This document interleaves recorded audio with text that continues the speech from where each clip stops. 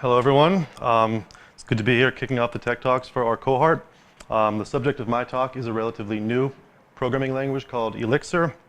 It's relatively new, but it's been gaining a steady popularity. So I thought this would be a good opportunity to learn about it and come here and share with you guys what I've learned. So the basic fundamentals of Elixir, what is it? It's a developer-friendly functional programming language. It was released around 2011 or so. It was designed to build scalable yet easily maintainable applications. And the final point is probably the most important point, is that it was designed to run on the Erlang Virtual Machine. So the first 2 points are pretty straightforward. The third one is, well, we'll take some explanation. Erlang Virtual Machine is a programming language developed in the 1980s at the telecom company Ericsson. They needed software to be used in telephone applications where you'd scale up the number of users and be able to support thousands of people across many switches, all while maintaining a high availability so that the system would never go down. That is not one of the creators. That's a Danish mathematician who the language is named after, but also it's a little play on words, as you can see. So, to meet the demands of such a telephone network, Erlang had to provide for the following requirements. Concurrency, meaning that different users could be connected at the same time. Distribution, so that the software was not just running on one machine, but distributed across many different machines throughout the system. Fault tolerant, so that the system would continue to operate even in the event of the failure of some of its components. And finally, they wanted it so the code would never stop running. Even if they had to do upgrades or maintenance, the system would still be running. So to accomplish these goals, the Erlang creators approached their language with the idea that every task running in the program is a process. And these processes are isolated, they're easy to create, so you can have thousands of them running at the same time, and they don't share any state, so they can only affect each other by exchanging messages. And to elaborate on that point a little bit, Erlang follows this so-called actor model of computation where there's no shared state. They all have a mailbox, and you can send a message to another process, and the process will check its mailbox to see what that message is. And there's no other way to affect a process's state other than sending it a message. And the final key concept about Erlang is that processes are structured in such a way that there's workers and supervisors. In this example, the supervisors are the squares. So you can have a supervisor supervising another supervisor, but the workers do the actual computations, and the supervisors monitor them and restart them if they detect a failure. So it's a little different way of handling errors than what we're used to. Instead of trying to defensively catch errors, Erlang has a system where the supervisor will notice if something goes wrong and it restarts it automatically. So the system is self-healing.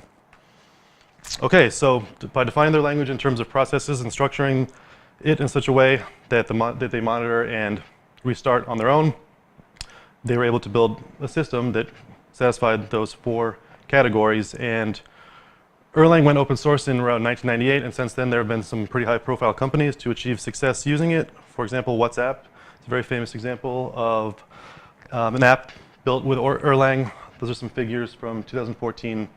You can see how much traffic they were able to handle, all with only using 32 engineers. Another example is Riot Games. Their chat service is built 90% in Erlang. So this is from 2015.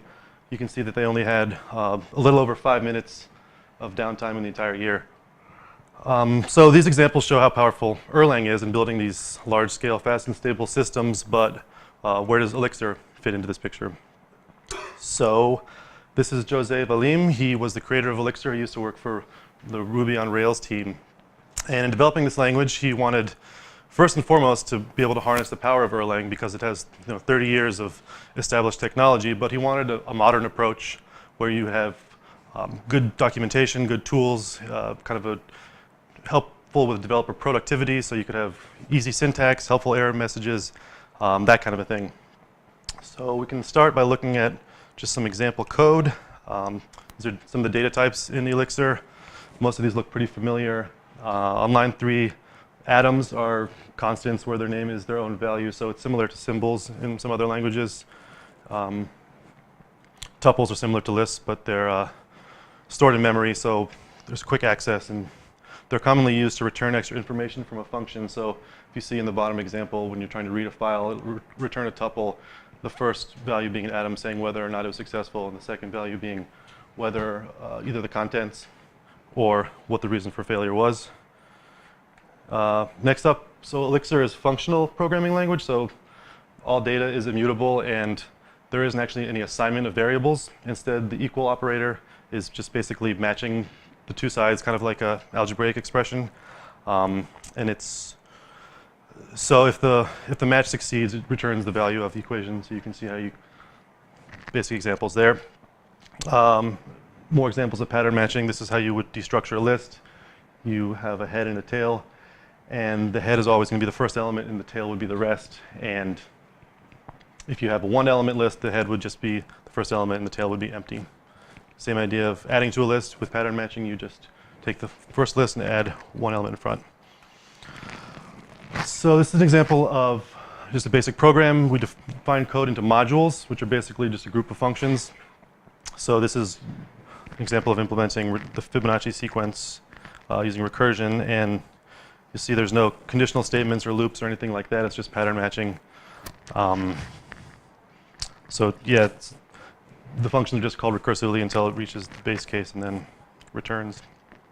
Another example here of using recursion to sum the elements of a list in Elixir. If it reaches the empty, once the pattern hits the empty array, it'll return. Otherwise, it'll just take the head off, add it to the accumulator, and pass the tail in with the rest. Elixir also has the operation for piping, similar to Unix. So instead of getting stuck doing a lot of nested function calls, you can just take outputs and pipe them through functions, and that's pretty standard in functional programming languages in general. And onto the productivity side of Elixir. Mix is a tool that comes with Elixir, and if you want to make a new project, you just type in the command mix new and then the project name, and it sets up the entire framework for what you need to get started. So you can see it has libraries, tests, and an example of the test file is, this is an automatically generated test file when you start a new project. So it gets that started for you. So I know testing is not always the most fun thing to get started, but this kind of helps you get on the right track. And you'll notice that the assertion is just an expression. You don't have to do any kind of very verbose wording like that to do the same thing in Elixir for their tests. So you can imagine in other languages it gets a lot more complicated, things like that, but you don't have to worry about that. And finally, so documentation in Elixir is first class, meaning you can pass it around as a parameter. And so these are an example of our old modules, fib and math. If you add just a few lines of documentation, you can automatically generate HTML just by typing in mix docs. And it sends you to this index, and it automatically sets you up with nice looking documentation. So that's it for now. In conclusion, it's a very powerful language built on Erlang, but with some pretty nice tools for productivity. There's a growing community of users. There's Phoenix is the web framework, Ecto is the database language, and then there's work to get APIs written for embedded software to work into Internet of Things type applications. So that's the basic gist. Excuse me, if you have time, sorry, check it out.